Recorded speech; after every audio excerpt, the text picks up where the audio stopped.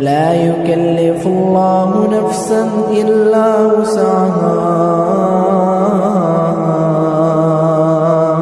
لها ما كسبت وعليها ما اكتسبت ربنا لا تؤاخذنا إن نسينا واخطأنا ربنا ولا تحمل علينا إصرا كما حملته على الذين من قبلنا ربنا ولا تحملنا ما لا طاقة لنا به واعف عنا